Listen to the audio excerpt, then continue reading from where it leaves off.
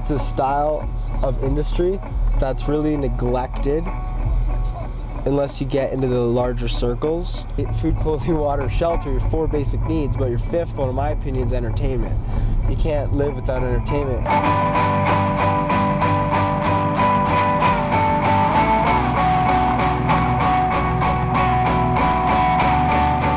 When I was 16 years old, I realized I'm meant to make movies at 16.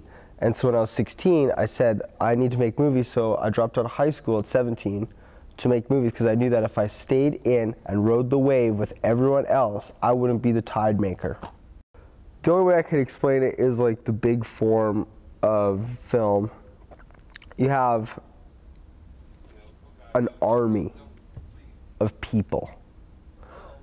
It's an army of people building a skyscraper. It's like building a skyscraper. There's hiring contractors, engineers, architects for sets. I mean, when it hits that vast level. And so if you can't start it off at a little anthill, how the fuck can you grow? So where can I go to hang out if I'm a skateboarder? The skateboard park. Where am I gonna go to talk about film? It's like, where am I gonna go to hang out with film people? Nowhere. So CSIF was that one place I could go to and talk shit and be like, I did this, you know, brag. I could brag, and like it's good to brag when you're creating epic shit. You know, it's good, you're allowed to brag. You're not arrogant, but you know, you can flaunt it.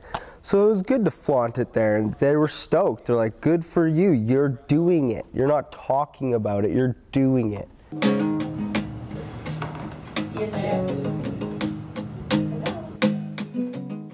It seems a lot more approachable, a lot more accessible for first-time filmmakers to even go near the idea or of making a film.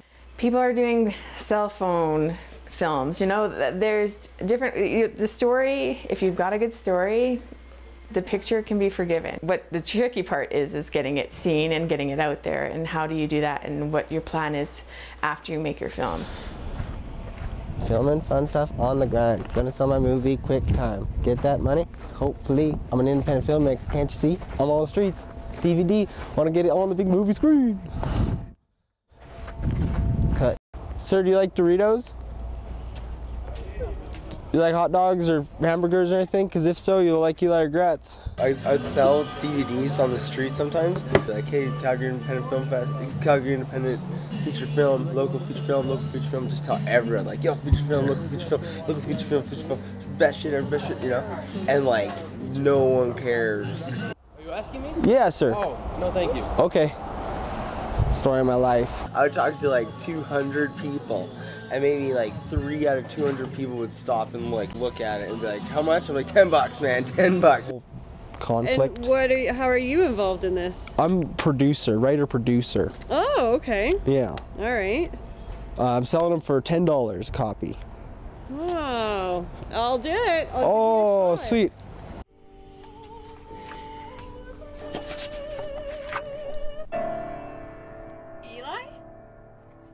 The anticipated budget was $200,000, but then when you wake up and you have to put your socks on and your shoes on, your pants on, your shirt on, and then as all your dreams and hopes start dissipating on the toothbrush, you realize that $200,000 is a fuck ton of money.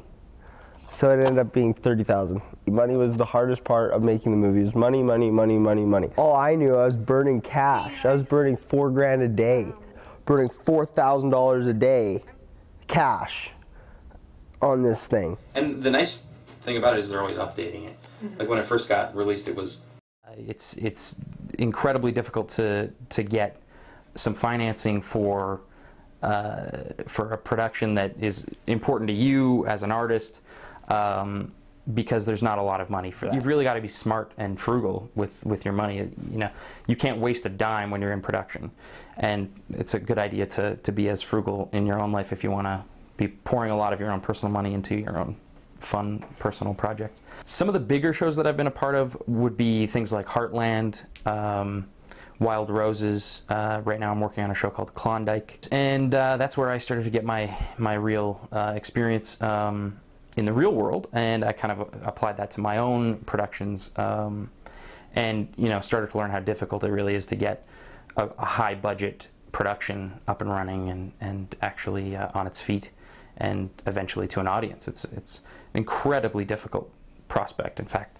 I would say in this country, 1 out of 20 ideas becomes an actual production. I think anybody can make it. I really do. I think it's just a matter of people either burning out or losing interest or not having the drive that they maybe need. Because the beauty of this industry is the more people who get interested and get involved, the more people who are spending money and consuming the content and being creative individuals and contributing to the industry themselves. So if you've got people who are hustlers and really interested in getting off their feet and pounding the pavement to get their work done, I think that's only good for everyone in the industry. And if you're an independent filmmaker, you probably, the holy grail for you is distribution.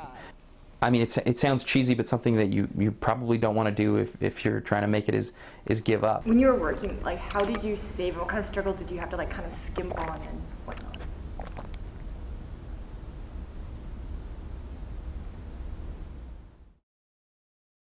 Hear that silence? That's how skimpy it was.